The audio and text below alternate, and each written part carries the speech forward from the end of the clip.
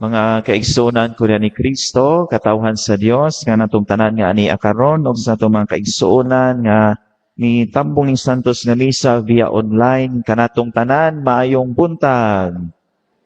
Ug ato na pong pasalamatan og daygon ang Dios pinaagi sa masipang pakpak.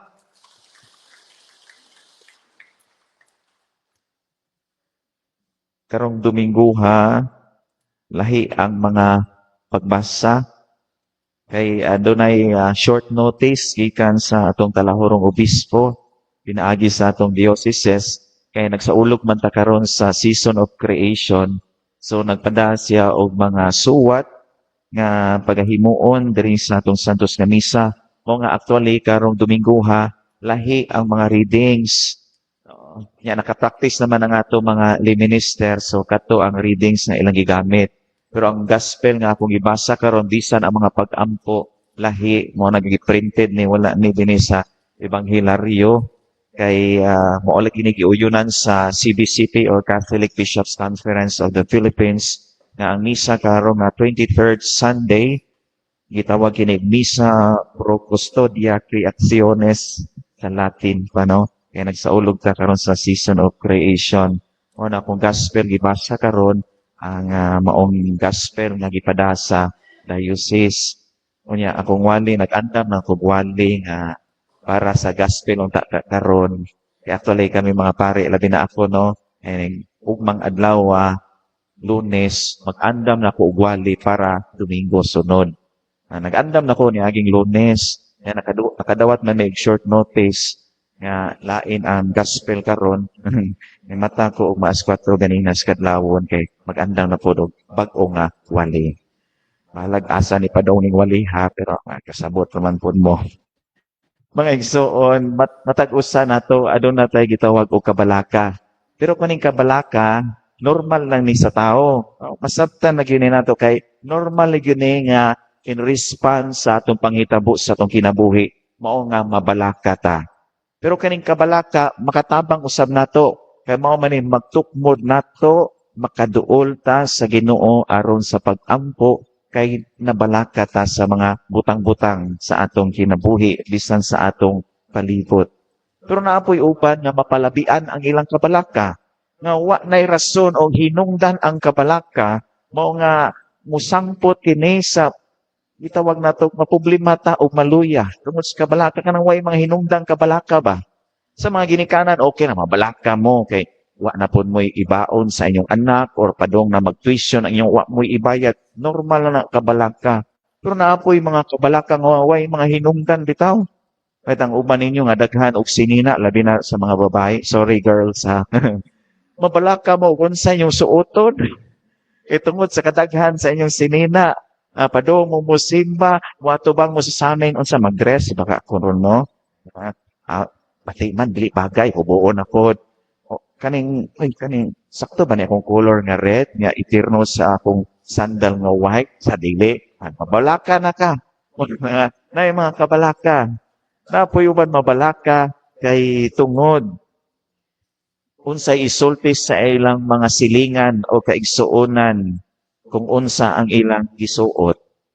Mabalaka taon sa gisuot, nya mabalaka pa jud ka sa imong isig katawo unsay ikasulti niya sa imong suot og porma. Napoy uban nga mabalaka og unsay kanon. Nay mga daghang pagkaon sa refrigerator, nig-abre na to, mabalaka ta unsa kay sultano nako oro no? Unsa kay lutuon nako. Napoy uban mabalaka kay tungod dugay naabot ang ilang order sa Shopee and Lazada o sa Shein.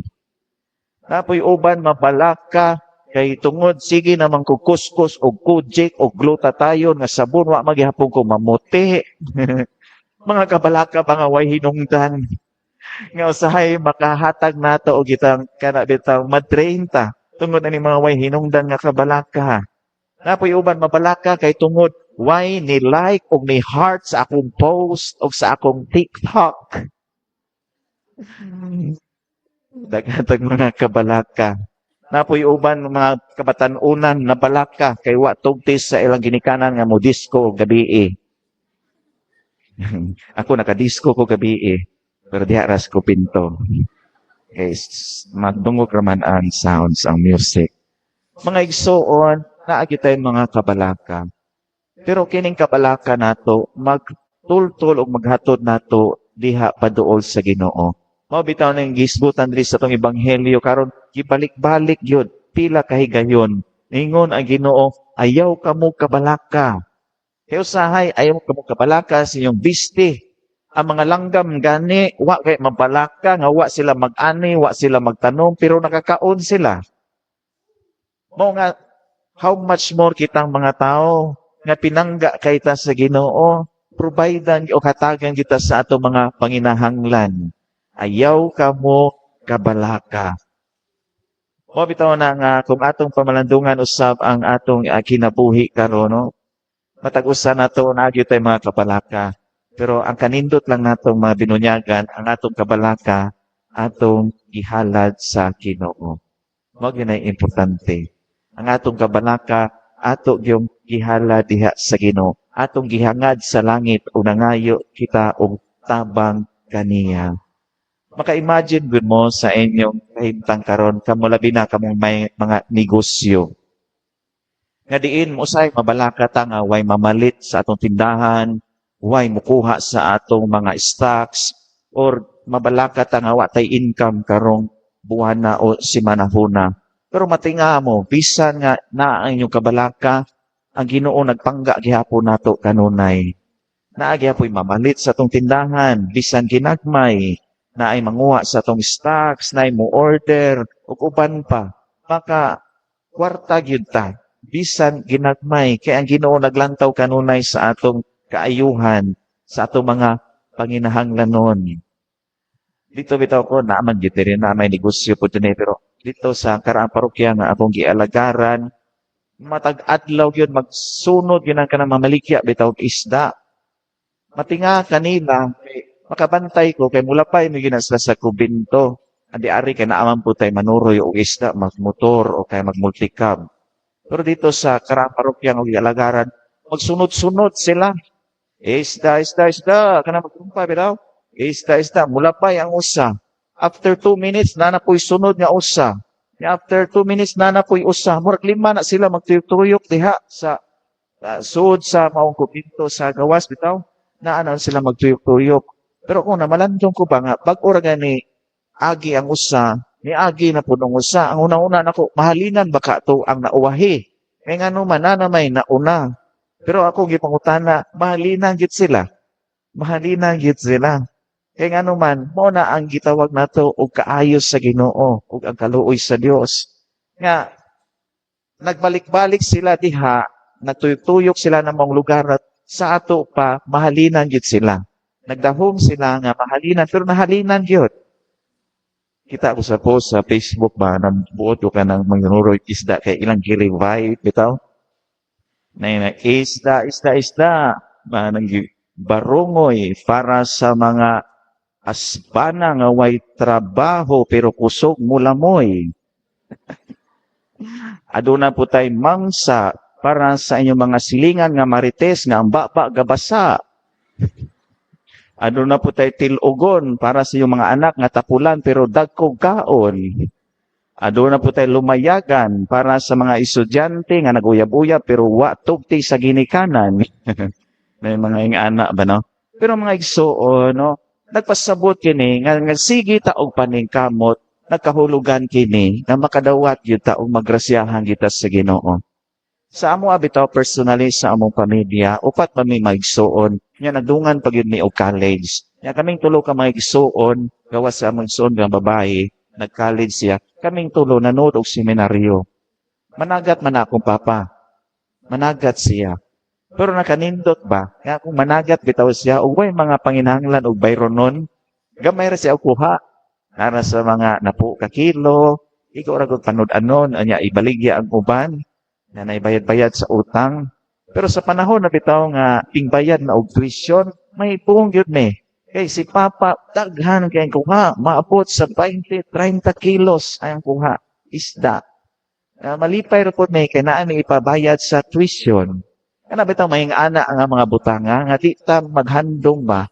Nga tungod na balaka kay daghan tag mga bayronon, pero ang Dios muhatag yun sa iyang grasya o panalangin aron matabangan ta sa atong mga problema. Yan, nakanindot lang kay kung si Papa managat, si Mama dito magrosaryo na siya sa iyo sa kadlawon. O na uli ni Papa mga alas 6 or 6:30, daghan na lang kuha. Kung mao lagi na nga basta ang atong kabalaka atong ihangad sa Ginoo na kanunay ang iyang grasya o panalangin. Hangad yun ta sa langit. Last na ni, dapat ito'y usa ka lalaki nga kana bang naipog siya sa usa ka babae na ilang balay sa babaw, second floor, na veranda, murag nga nga balay, na veranda, o niya, na babae yun nga magsigi og lapay nga perti yun niyang ibuga. Ngayon sao man niya mangita siya og paagi nga matagad siya dito sa taas. So, mulabay ganing babae, ni aksyon sa og hulog og kwarta, og 50 pesos, iyang gihulog dito sa upo sa veranda. Nga nakitaan sa babae, yang babae naglingi-lingi og wa bay nakakita. Nakita wa may tao, iyang gipunit ang kwarta, 50 pesos gisud sa bulsa og nilakaw. Mingon tong lalaking matay wa ko tagdada. Pagka-ugma, nilapay na po siya, 100 pesos na iyang gihulog. Paghulog niya sa kwarta, ang babae, naglingi-lingi na po.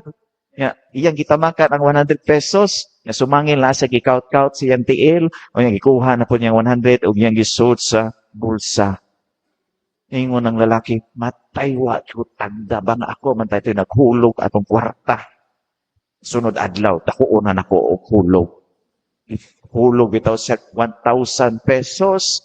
Mao gihapon ang gibuhat sa babae. Nagsige gapog lingi-lingi. Sumangi lagi nahinay na po. Duko o gipunit ang yang 1,000. Perti ng laguta sa lalaki kay wa gyud siya tagda. Kinaibugan gyud kayo siya. So sa iyang gibuhat the following day, dili na kwarta ang iyang gihulog. Kaang na nga adunay tanom. Gitiming yun niya pero dili gyud niya igon. Iya yung gitiming, no? Paghulog, pak! Dito, nihangad yun ang babae. Paghangad, ikaw, pwede niyang laguta, iyang gisaka dito sa beranda. Nalipay siya, kay gitagad o niduol yun niya ang babae. Pero gikasabaan siya og maayo. Nga nang imo man itong ihulog, patyon ko nimo. Nimo po ng lalaki, day, crush kayo tika, day, nahigugma kaayo ko nimo. Ako lang tong gituyo og hulog para imo kong matagad kay aron mafupay ang ako kasing-kasing nga makakita nimo og makaduol nimo og makahikap nimo. Sa nganong imo to gibuhat, delikado na imong buhat kay madisgrasya ka. Nagpaabot lang ko day nga muhangad ka nako og makita ko nimo kay dako kayo ang akong gugma nimo. End of the story. Wala ko ba sa sunod? Kamo na lang imagine, no? Ikaw mo lang padayon. Pero akong punto, mga igsoon, kanus aman ang katapusang panahon nga nihangad ta sa langit. Sa panahon ba nga tadhakan ta og dako kay problema sama sa kaang nga maproblema ta una ta muhangad sa langit or karon hayahay atong kinabuhi muhangad pa ba ta sa langit or sa panahon nga maproblema ta. Kung aduna tay mga kwarta nga madawat, makawang usahay kita sa paghangad sa langit, pagpasalamat sa Ginoo. Ana lang ta mo pasalamat sa Ginoo dili na kwarta nga atong makitaan, kung dili matagakan na tagkaang sa mga problema sa atong kinabuhi. Hinaot mga igsoon nga bisan wa tay problema, malipayon ta karon, padayon ta sa paghangad sa langit aron sa paghalad ug pagpasalamat niya kaniya. Amen.